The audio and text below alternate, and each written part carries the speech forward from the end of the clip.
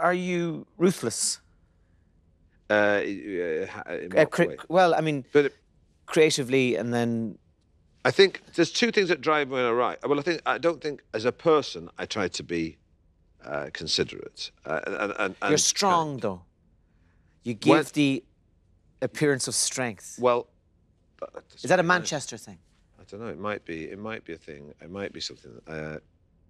There's two things that I get angry, and I use the work. I'm not on social media. I don't do any of that kind of stuff because I know that I'd get in trouble. I get in a pickle because I'd lose my temper about something. But I get angry about stuff. But angry about things that I think are important, and I also I'm quite emotional. And love is a big driving factor. I think so. Love and anger can go hand in hand. And I put stuff, if I'm angry about something, I shove it into the work, put it in my work,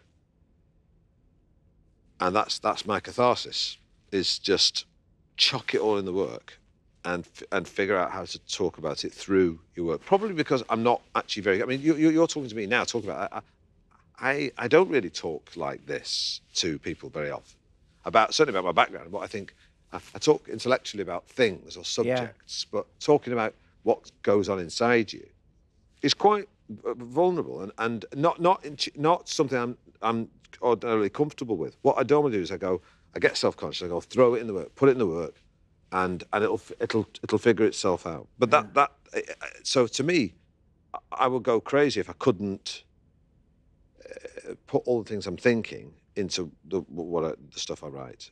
Yeah. And what about you? Tell me, what about you? I mean, you're.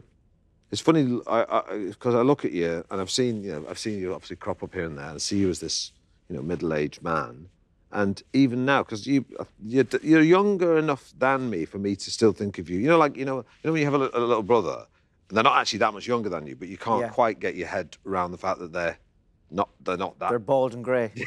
Yes. Well, that's how I.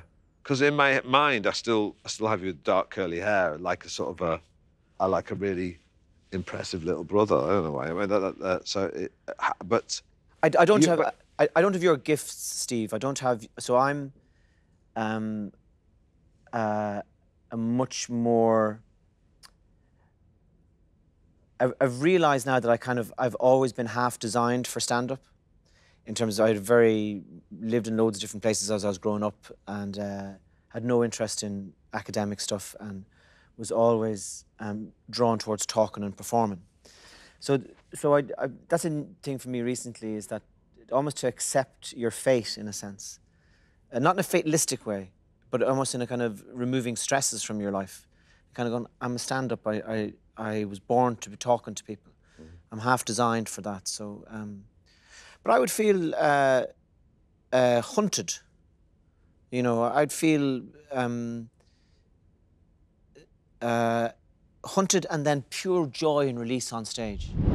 But one probably fuels the other.